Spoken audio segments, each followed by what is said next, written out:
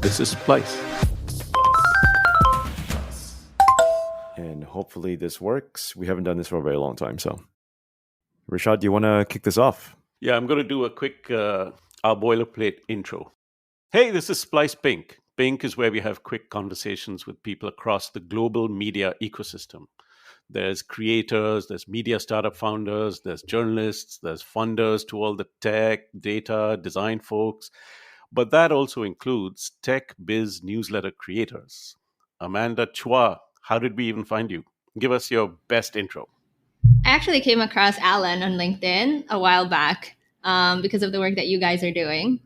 I actually followed him for a while and I wondered one day maybe we would connect. Then, lucky for me, one of the people who've been reading and enjoying BackScoop connected me to Alan. And now here we are. That's so awesome to see. You know, I was really excited when I saw the referral come through on LinkedIn. You know, this friend of mine was saying, you got to go meet Amanda. She's awesome. You know, she's got all these great ideas and she's in newslettering. So, you know, it's not every day that you see a newsletter come up in this region or something as specific as yours. What is your elevator pitch? How do you explain what you do? BackScoop is a daily newsletter that makes it fun and easy to stay updated with everything Southeast Asian startups and business. It's just really one line because that's really all we do. It's really simple. That is a quick elevator ride. It's amazing also that you have distilled that line almost to perfection. You started this in December, I think, December last year. August last year. August but last I think year, it started taking off a bit more December, January last year. And what did it sound like when you started it versus now? It's pretty much the same. I just added the word fun in the middle. So when it started, it was BackScoop is a daily newsletter that makes it easy to stay updated with Southeast Asian startups. So, you know, that's one of the things I noticed, I have to say. BackScoop has a voice. It has, there's a tone, I can hear it, you know, and I've never met you before. Who is that person? Is that my nerdy techie friend? Who is that? I think it's just, if you work in the Southeast Asian startup ecosystem or just in any startup ecosystem, you have to really enjoy or have some passion for what you're doing, especially if you're early stage. If you don't think the company you're working at is exciting, if you can't talk about it with a voice, with something exciting in your tone, then you're probably not going to be working there very long. So the idea with the fun tone for BackScoop was, we're telling you about another startup, like your friend who works here, who's telling you about his own startup that he's building, that he's working at, or that he invested in. And that's really quite amazing because you stumble on this as well. I'll leave it to you to tell that story, right? But this is an idea that you hatched while you were working at your previous employer. So I was working at Avian School, an early stage startup here in the Philippines. The Philippine startup ecosystem is very, very early. If you went here in 2019 and you looked at the landscape in 2021, totally different place. Like, I have to say that. And I joined the last company I was in 2020, being a startup, and it was a coding bootcamp where I had to work with a lot of different startups as well. I was in that perfect space where I could actually interact with a lot of different startups in the Philippines, Southeast Asia, and the West. So I got that seat into really seeing sort of the Philippine startup landscape explode. Because I started working with so many more companies. I had so many calls with companies in the Philippines and Southeast Asia. And I would read the news every day just because I was also a salesperson who had to get my numbers up. And also just because I love reading the news. And I saw, okay, well, there are so many startups already here on these tech media platforms. I'm reading so many articles. And I already really love reading because I would read everything down to like soda cans and things like that. But I'm not having fun reading this many articles. And that says something. Then if you, I guess, look a little deeper, that was 2021. It's like, you know, you read Tech in Asia in the morning and you read it in the afternoon, you read it in the evening just to make sure you didn't miss out on anything, right? But the problem is that only Singapore and Indonesia are really the developed startup ecosystems. So what does that mean for the future? What that means for the future is that, you know, the Philippines, Vietnam, Malaysia, these countries are all going to play catch up with their startup ecosystems. And one day when you wake up, you're not going to have enough times to really go through the news because there will be way too many articles from all of these countries. And you're just going to miss out on so many things. You're just going to get really confused and just not going to have an enjoyable time at all reading it. So listening to you, I'm hearing that you did sales. You know how to code. I tried to learn how to code. Big difference. Okay, big difference. Um, but how do you identify? Are you do you hey, I'm a creator, or I'm an entrepreneur, or I'm a journalist? Are you even doing news? Is that what this is? You say stories. Uh, does any of that matter? I think for me, I identify more, I think, as a founder than a journalist, because my job isn't about, just turning out articles, making in-depth articles, things like that. It's the whole process. It's one, how do you write the best content based on the story, based on this information? So I also do a lot of research, and I do that myself, and I write all of these stories. But apart from that, one big focus I have is also on distribution. And I don't think most journalists have that in their job description.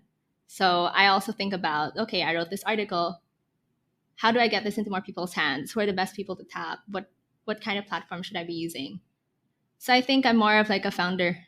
Yeah, Yeah. that part of it is really exciting just because, you are thinking of this as a product that reaches an audience, and it's your role not just to create the content, but also to make sure it gets there to the right people. Can you talk a little bit about your daily workflow? There's a lot of work that goes into this newsletter, obviously, and you do this on a daily basis. I guess is how my day can be described. So in the morning, I go through my email like every other normal starter founder, probably. After that, I plan the rest of my day and look into the metrics from the past week and the past day. I always review it every single day. How many subscribers we got today? How far are we from our goal? Things like that. Then I also look into all of her social pages, just refreshing. Okay, what are the likes? What are all these things? And then look at other ways that I can acquire more subscribers. And usually my mornings and early afternoons are spent on direct efforts to sort of distribute the newsletter to get into more people's inboxes, just acquire more subscribers in general. And apart from that, also have a few meetings. So a big part of my day is also spent speaking to subscribers, speaking to different founders, VCs, sometimes executives as well, and just startup operators who are really keen on, one, BackScoop, and two, the Southeast Asian startup space, and three, the Philippines. So I think part of my work is actually involves sharing a lot about the startup ecosystem in my country. Then the latter part of my day is spent on the day-to-day admin work, if I have any, just to keep the business running. And then lastly, the writing. So I'll write the newsletter usually in the tail end of my day.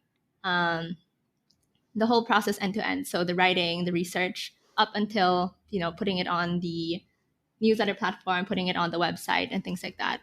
So when I wake up, everything's published. Nice. Is this your whole gig? Is this your full time? Yeah, it's my full-time job. That's amazing. Yeah. How do you think about formats? Is BackScoop a newsletter business, or is it a media business? Could it be a podcast one day? Could it be an event? I think right now it is a newsletter business, but in the greater scheme of things, it's really a media business. But I think working in the Southeast Asian startup space, you'll end up really becoming more than just a media business if you're writing for Southeast Asian startups. I think that's one key thing. I think I can explain it this way. So right now, BackScoop is a daily newsletter that makes it fun and easy to keep up with Southeast Asian startups. And that was brought there because the startup ecosystem in the Philippines, in Southeast Asia, was so fast growing that people really needed to know what happened today, what happened yesterday, who expanded to this other country, who got acquired. People had a lot of those questions. People were looking beyond just their own home countries and trying to wonder what's going on everywhere else. And I think that was the underserved need brought on by how fast the ecosystem grew. And the next move for us is really growing deeper into the Southeast Asian startup space, looking into, one, what kind of content that we can provide to help people solve their problems, and two, what other services, what are the other things that we can do to help people? Is that just a service? Is that another platform? I don't know yet. But, working in this space as a media company, you're always brought in to do more. I mean, that's why I end up speaking to people about what's the Philippines like, or what do you think of this company, and things like that. It's always more than just like publishing the news. And how much of this did you already understand when you did this a year ago? Did you think it was just going to be a newsletter? When I thought about this a year ago, I think I really just thought of it as just a newsletter, right? I mean, the business side is always there. I knew that a newsletter was needed, a newsletter that would summarize everything going on in Southeast Asian tech. Actually, I think to clarify, not really just a newsletter. I think I thought of it more as a media platform. So content focused, very content focused, whether that was just a newsletter or that would move into some website or app, but really just focused around news. What I didn't anticipate was the part where I would be brought in to do more. For crying out loud, some people ask me, do you want to be a VC scout? Do you want to be a VC? And I said, oh, I'm actually really focused on my job here. But I think it just shows you're really brought on to do more. So I think it sounds like your audience is bringing you on to do more. It's almost like your audiences or your community is kind of assigning you, different roles, perhaps roles that you had no idea you were, cut out for, or fit to do, or even cared about. But I want to switch it back to your audience. If you had to personify your very core listener, reader, your customer, who is that person? Can you describe her or him to us? Who would it be? Who's this persona? These people are founders, executives, startup operators, and VCs working in or interested in the Southeast Asian startup space. I think it's really that in a nutshell. I think it's hard to really bring in other qualities because I think people who work in the startup space also have certain kinds of qualities brought on. So I think that simple sentence just really ties in everything together. You know what's also remarkable about your journey so far is that you've been able to find angel investors to buy into this idea early on. Did you go looking for them, or did they come looking for you? I think initially when I started meeting investors, I wasn't actually looking for money at the onset. I think, I was really just trying to start pitching and really learn how to fundraise. It was just the start of the process.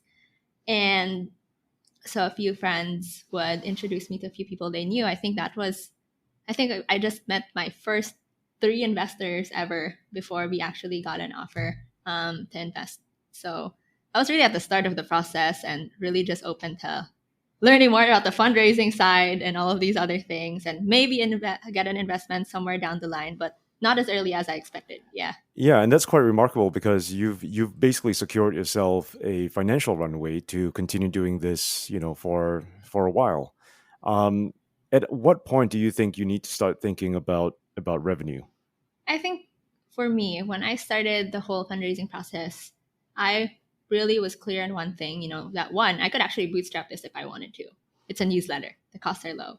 But if you want to scale this, I think you want a bit more money to help things grow a little more faster.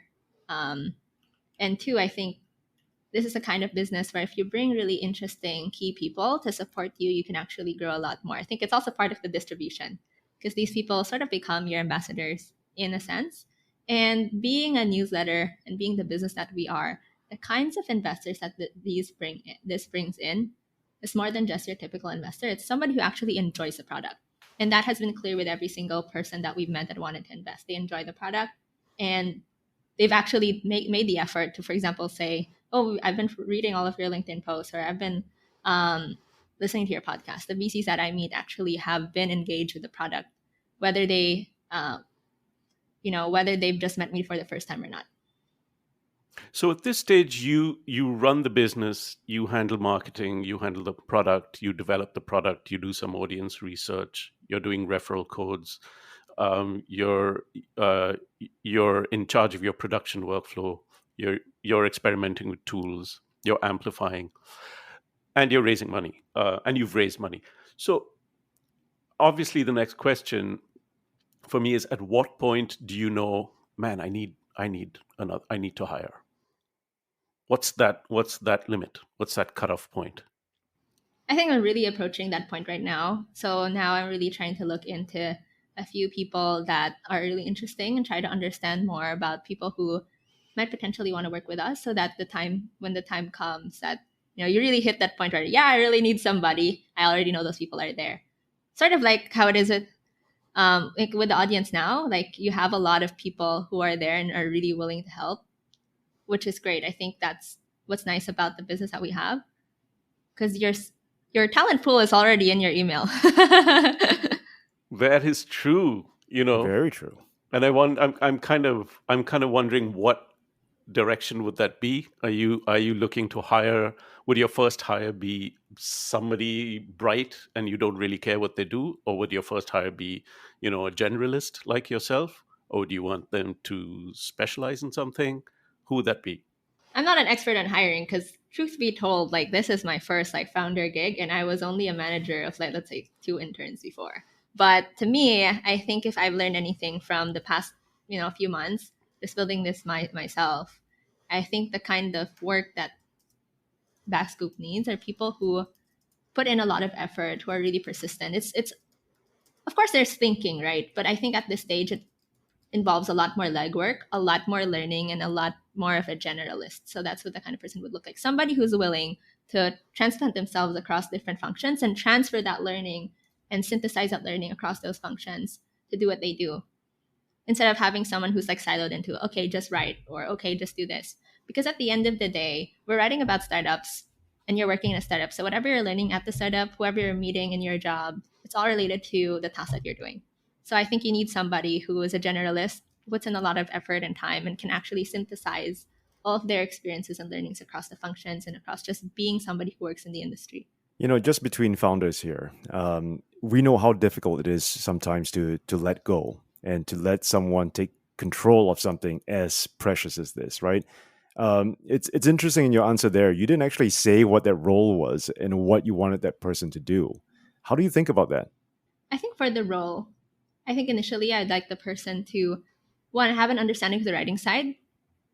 I think that's key. But I think for the first hire, it would be someone more on the acquisition side and managing, one, the subscribers, and two, the ad partners that we're starting to bring in. I think that's first. Because at the end of the day, I think what people need to remember also is that the newsletter, the writing is the product. And as much as you want somebody to help with the writing, as much as you want somebody to free up those maybe 4 hours I spent writing, you have to know, you can't just plug and play, right?